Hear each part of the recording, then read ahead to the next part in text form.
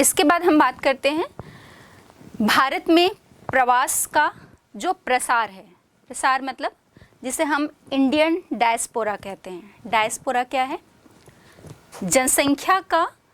एक देश से अलग अलग देशों की तरफ जो वितरण, हम कह सकते हैं फैलाव, जिसे डायस्पोरा कहते हैं। अब हम जब इंडियन डायस्पोरा की बात कर रहे हैं तो जैसा भी हमने थोड़ी देर पहले चर्चा भी की थी कि प्रवास जो है वो कोई नई घटना या वर्तमान घटना नहीं है, प्राचीन काल से ही ये प्रवास हो रहा है। तो जब हम इंडियन डायस्पोरा पर बात करें तो हम देखते हैं कि प्राचीन काल में जब अंग्रेज़ों का शासनकाल था तो उस समय भी जो अंग्रेज़ थे वो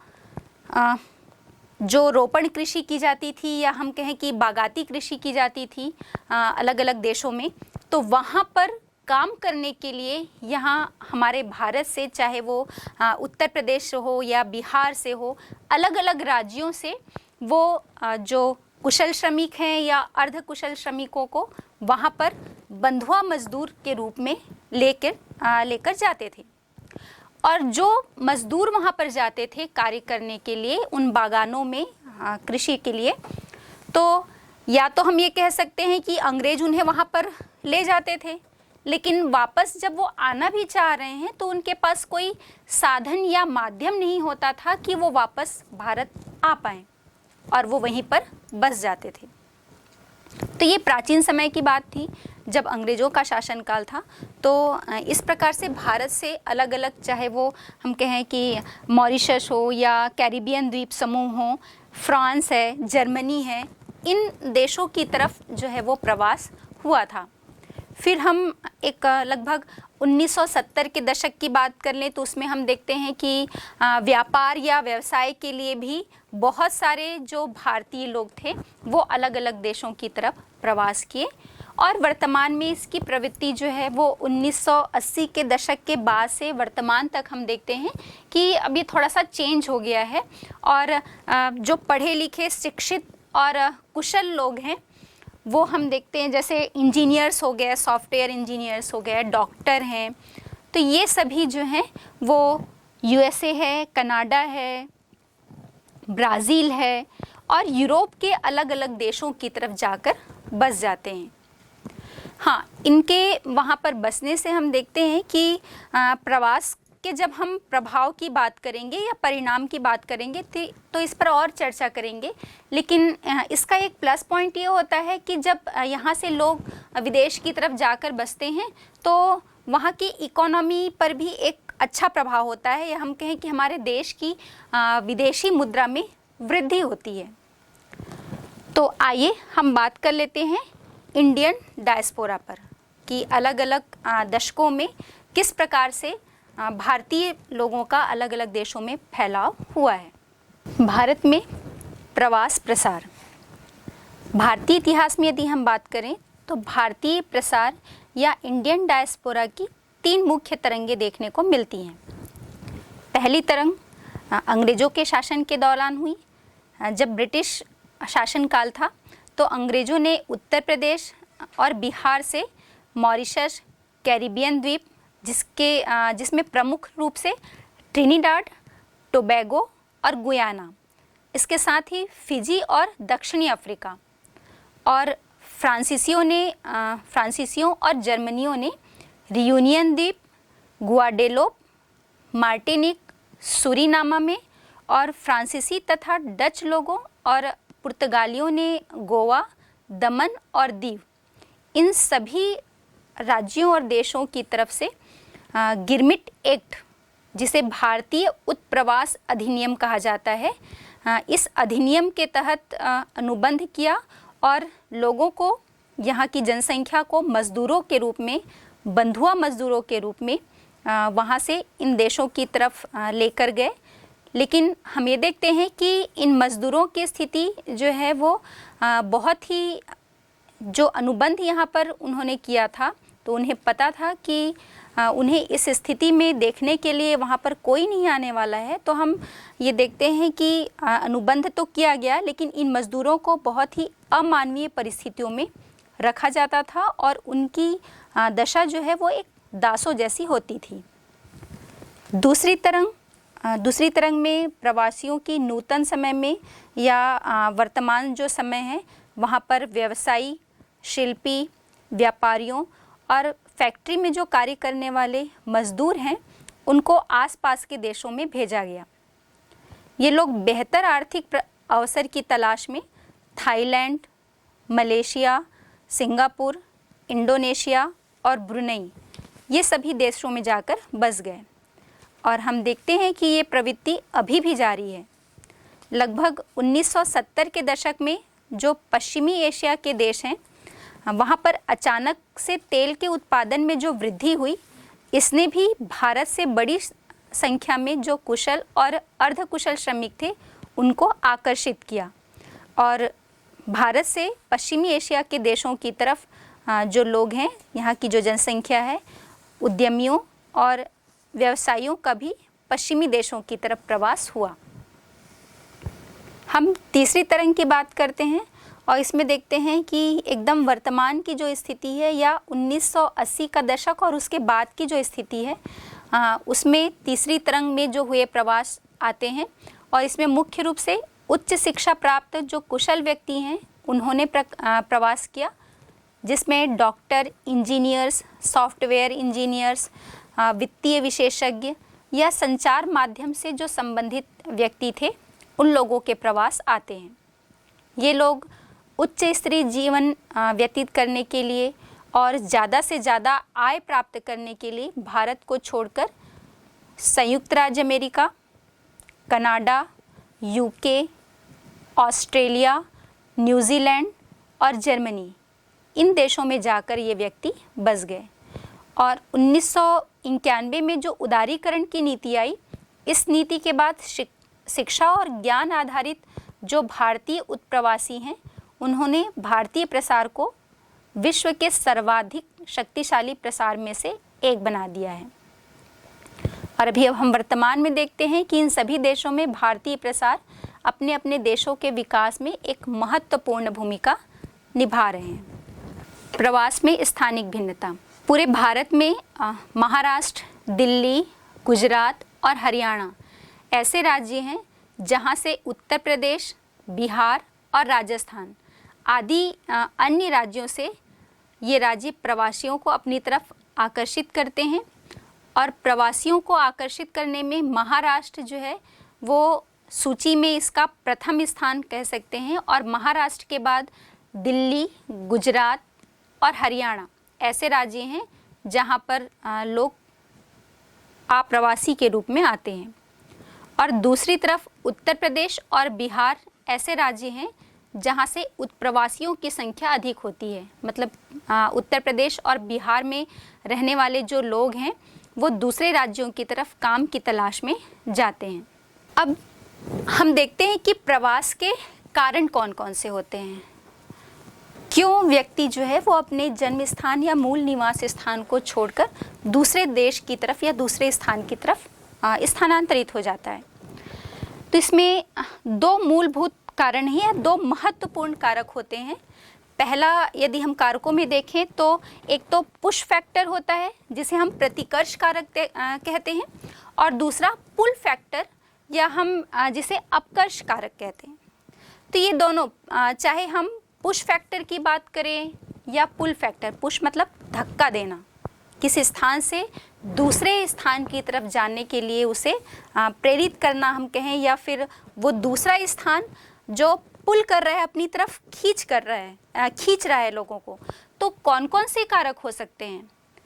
तो जब हम इन कारकों पर चर्चा करेंगे तो आपको ये बात ध्यान देनी होगी कि जो कारक एक जगह के लिए पुश फैक्टर होंगे वही कारक दूसरी जगह के लिए, दूसरे स्थान के लिए पुल फैक्टर होंगे। तो इस पर हम एक एक करके चर्चा करते हैं। इसमें मुख्य रूप से तो आजीविका के साधन हैं, शिक्षा है, विवाह है, सुरक्षा की कमी, सामाजिक सांस्कृतिक कारण, भौतिक कारक और आर्थिक कारक, ये सभी जो हैं वो प्रवास के मूलभूत कारण हैं। तो आइए हम एक एक करके इन पर विस्तृत चर्चा करें। पहला है आजीविका, या जिसे हम रोजगार या एम्प्लॉयमेंट कहते हैं। जिन क्षेत्रों में, जिन स्थानों में आजीविका के भरपूर साधन होते हैं, माध्यम होते हैं रोजगार के, वहाँ पर वो लोगों को अपनी तरफ खींचते हैं, आकर्षित करते हैं, जिसे हम पुल फैक्टर भी कहेंगे। लेकिन जहाँ पर इनकी कमी होगी वहाँ पर ये पुश फैक्टर के रूप में काम करते हैं। जैसे एक एग्जाम्पल के लिए हम देखते हैं, हम गांव से जो शहरों की तरफ या नगरों की तरफ जो प्रवास होता है, उसका एक प्रमुख कारण जो है वो आजीविका या रोजगार का साधन होता है। जैसे गांव में यदि हम रहते हैं तो वहाँ पर मुख्य रूप से कृषि ही आजीविका या रोजगार का महत्वपूर्ण साधन होता है। लेकिन यदि हम शहर में चले जाएं तो चाहे वो परिवहन के क्षेत्र में हो, उद्योग के क्षेत्र में, या फिर अलग अलग जो सेवा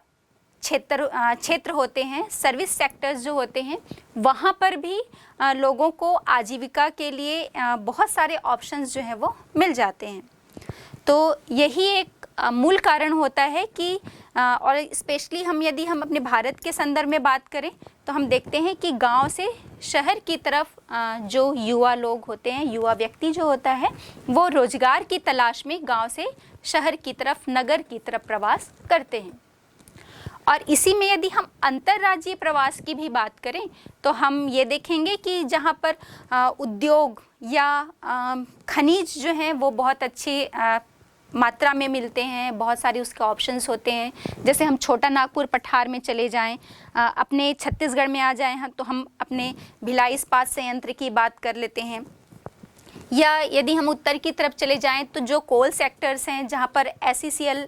है, साउथ ईस्टर्न कोल फील्ड्स, तो ये सभी जो हैं वो यहाँ पर लोगों को अपनी तरफ आकर्षित करते हैं, खींचते हैं रोजगार के लिए। लोगों को यहाँ पर रोजगार मिलता है, इसलिए लोग यहाँ पर आकर बसते हैं। एक व्यक्ति रोजगार की तलाश में यहाँ पर आया, जॉब उसे मिल गई और उसके बाद धीरे से वो अपनी फैमिली को भी यहीं पर लाकर यहीं बस जाता है, यहीं पर सेटल हो जाता है। दूसरा महत्वपूर्ण फैक्टर हम देखते हैं शिक्षा। शिक्षा भी एक इम्पॉर्टेंट फैक्टर है जो एक स्थान के लिए तो पुल फैक्टर का काम करेगा, जहाँ पर शिक्षा के बहुत सारे माध्यम मिलेंगे, और जहाँ पर शिक्षा की कमी है, शिक्षा के माध्यम हमें नहीं मिल रहे हैं, वहाँ पर ये पुश फैक्टर का काम करता है। जैसे कि आप देखते होंगे, आप भी यदि उच्च शिक्षा प्राप्त करना चाह रहे हैं तो आपके गांव में या आपके शहर में यदि हाई स्कूल तक की शिक्षा जो है उसकी सुविधा है, तो आप और ज़्यादा उच्च शिक्षा प्राप्त करने के लिए अपने आसपास के शहर की तरफ प्रवास करते हैं। और इसके अलावा और हम देखते हैं कि जो कोचिंग्स है, जो डॉक्टर बनना चाहते हैं, PET है, PMT है, इंजीनियरिंग है, ये सब की कोचिंग के लिए अधिकतर जो दिल्ली है या राजस्थान का कोटा, ये भी एक इम्पॉर्टेंट एग्जाम्पल हैं इसके, जहाँ से विद्यार्थी जो है कोचिंग के लिए या और उच्च शिक्षा की तैयारी करने के लिए, जो है प्रतियोगी परीक्षा की तैयारियों के लिए इन शहरों या राज्यों की तरफ जाकर प्रवास करते हैं। तीसरा है विवाह। तो जब हम जनसंख्या के लिंग संगठन या जेंडर कंपोजिशन की बात कर रहे थे प्रवास के अंतर्गत, तो हम ये देखते हैं कि हमारे भारतीय समाज में ये प्रथा या परंपरा है कि लड़कियां जो हैं वो शादी या विवाह के बाद अपने ससुराल चली जाती हैं। तो ये निश्चित रूप से होता है कि एक लड़की शादी के बाद अपने ससुराल चली गई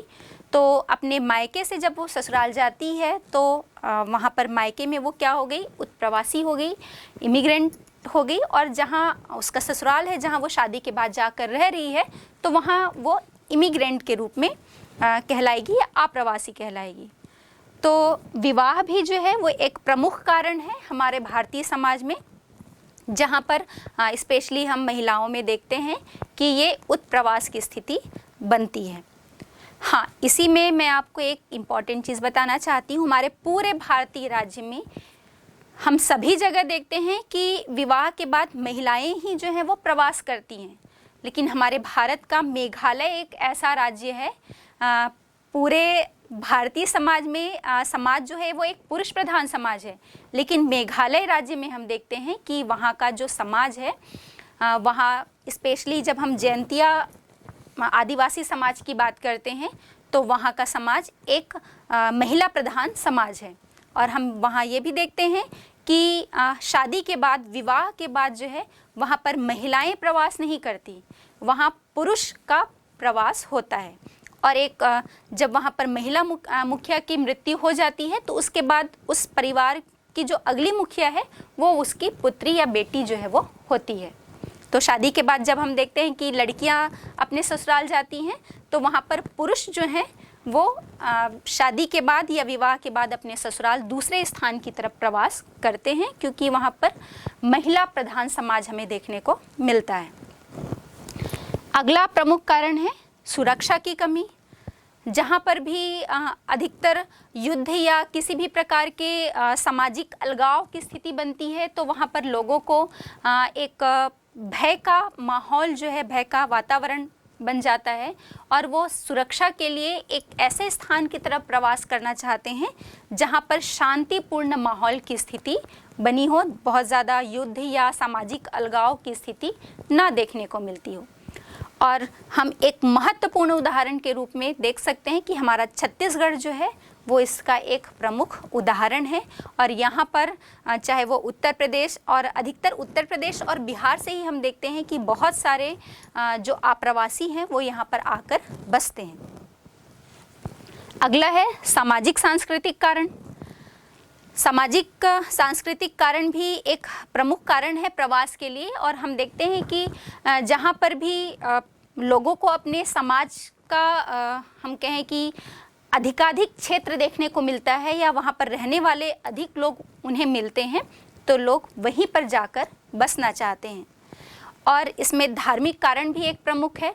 इसमें अगर हम एग्जाम्पल ले तो हम देखते हैं कि आज़ादी के समय जब भारत और पाकिस्तान का विभाजन हुआ तो बहुत सारे जो मुसलमान थे वो भारत से पाकिस्तान की तरफ प्रवास कर गए और पाकिस्तान से बहुत से हिंदू जो हैं वो भारत की तरफ आ गए। तो ये इसका एक प्रवास का एक प्रमुख उदाहरण है। इसके अलावा हम देखते हैं भौतिक कारण। तो फिजिकल फैक्टर के अंतर्गत हम देखेंगे कि जो जलवायु है या स्थलाकृति संबंधी जो भिन्नता हमें देखने को मिलती है आसपास। जलवायु मतलब बहुत ज़्यादा ना गर्मी पड़े ना बहुत ज़्यादा ठंड हो, या मौसमी प्रवास के अंतर्गत हम देखेंगे जैसे हमारे यहाँ या साउथ की तरफ बहुत ज़्यादा गर्मी पड़ेगी या मैदानी क्षेत्रों में बहुत ज़्यादा गर्मी होती है तो ग्रीष्म ऋतु में लोग जो है वो किसी हिल स्टेशन, पर्वतीय क्षेत्रों की तरफ जाकर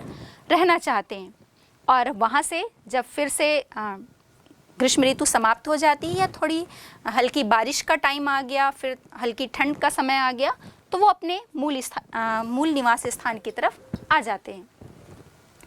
और इसके साथ ही हम देखेंगे कि जो पहाड़ी या पठारी क्षेत्र हैं वो भी आवास के लिए बहुत अनुकूल नहीं होते, आवास बनाना मुश्किल होता है। साथ ही साथ वहाँ पर कृषि कार्य करना भी बहुत ज़्यादा मुश्किल होता है और परिवहन के साधन भी बहुत अच्छी तरह वहाँ पर सुलभ नहीं होते। ये भी एक प्रमुख कारण है भौतिक कारणों में जो लोगों को एक समतल मैदानी क्षेत्र की तरफ और सम जलवायु वाले क्षेत्र में रहने के लिए अपनी तरफ आकर्षित करते हैं और प्रवास का प्रमुख कारण है। इसके अलावा अगला प्रमुख कारण है आर्थिक कारण।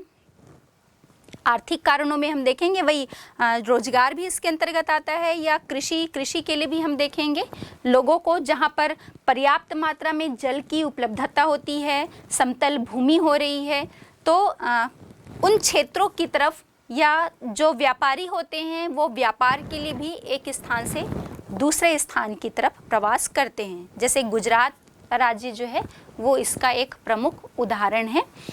व्यापार के दृष्टिकोण से। और जब हम खनन क्षेत्र की बात कर रहे हैं तो छोटा नागपुर का पठार, पूरा पठारी क्षेत्र जो है वो इसका एक प्रमुख उदाहरण है जहाँ पर लोग रोजगार के लिए या आय के साधन की तलाश के रूप में वहाँ पर जाकर रहते हैं। तो ये हो गए प्रवास के कारण जो प्रवास को प्रभावित करते हैं, या हम ये कहें कि लोग इन कारणों के वजह से एक स्थान से दूसरे स्थान की तरफ स्थानांतरित होते हैं। तो ये तो हो गए प्रवास के कारण।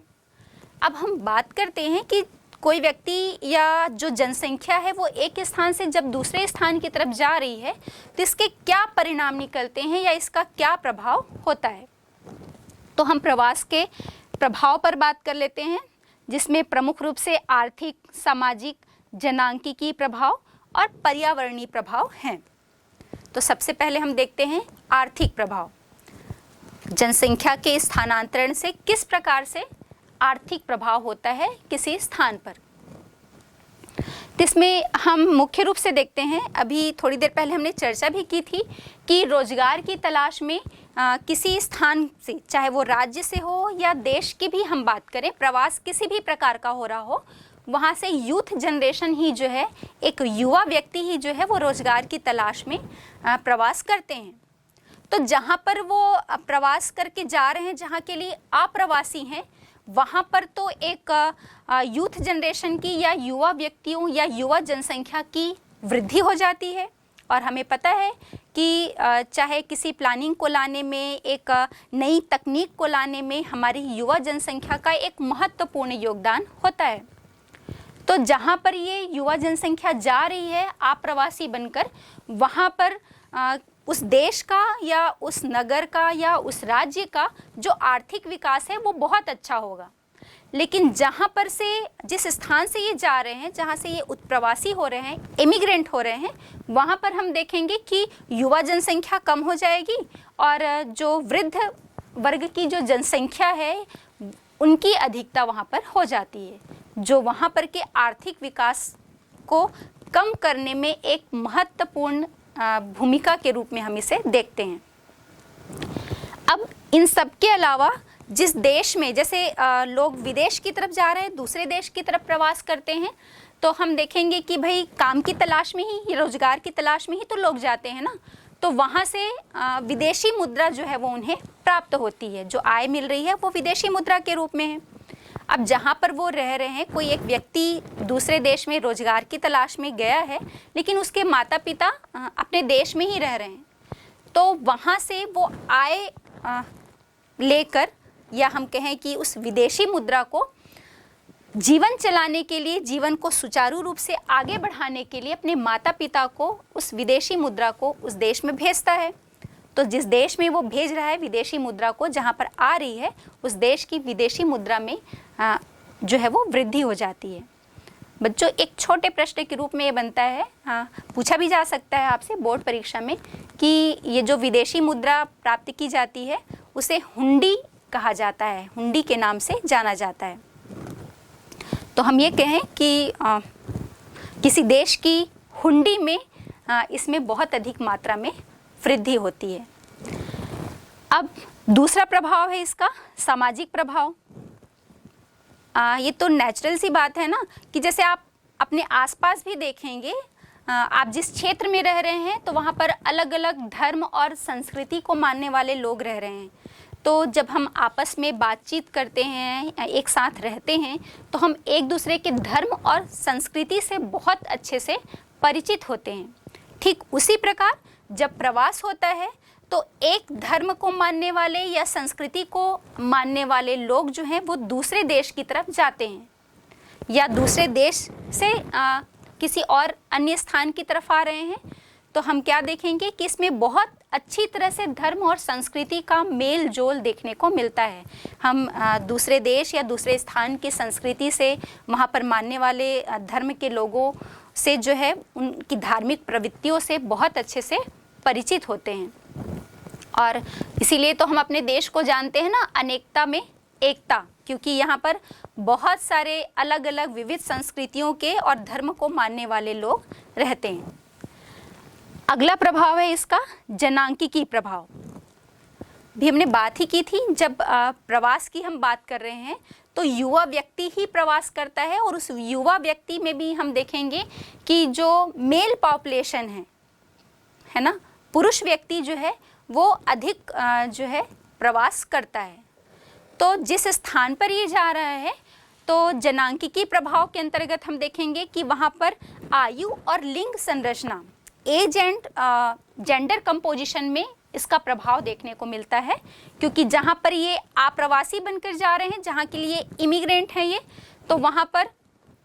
आयु संरचना के अंतर्गत जो यूथ जनरेशन है, हम ये कहें कि कार्यशील जो जनसंख्या है उसमें वृद्धि होती है और वो उस देश के विकास में एक महत्वपूर्ण भूमिका निभाती है वहाँ पर, क्योंकि तकनीक हमें बहुत अच्छी देखने को मिलेगी और ये व्यक्ति जो हैं ऐसे व्यक्ति होते हैं जो पूरे उत्साह के साथ, पूरी ऊर्जा के साथ जो है वो कार्य करते हैं। तो नेचुरली है कि उस देश का आर्थिक विकास बहुत अच्छी तरह से होता है। लेकिन वहीं दूसरी तरफ जहाँ पर ये प्रवासी गए हैं तो वहाँ पर हम देखेंगे कि वृद्ध आयु वर्ग जो है उनकी संख्या अधिक हो जाती है, जो हम कहें कि दूसरे पर डिपेंड होते हैं, चाहे वो भोजन हो, खान पान हो या फिर आय, सभी चीज़ के लिए ही दूसरे पर डिपेंड होते हैं। तो उस देश की जो आर्थिक विकास है उसकी दर थोड़ी धीमी हो जाती है। और लिंग कंपोजिशन में भी हम देखेंगे कि जहाँ पर पुरुष व्यक्ति निवास कर रहे हैं तो वहाँ पर पुरुषों की संख्या अधिक हो जाती है, लेकिन जिस जगह से ये प्रवासी बनकर गए हैं वहाँ पर महिलाओं के बच जाने से, महिलाओं के रहने से वहाँ पर का जो लिंगानुपात है वो बढ़ जाता है।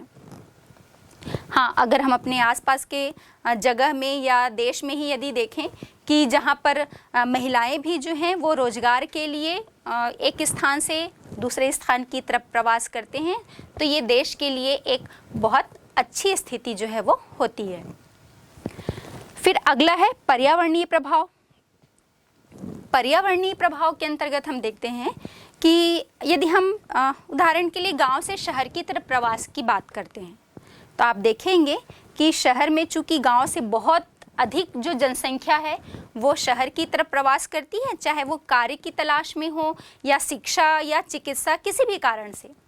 तो वहाँ पर जनसंख्या की जो डेंसिटी है, जनसंख्या का घनत्व, बहुत अधिक जनसंख्या वहाँ पर आकर रहने लगती है,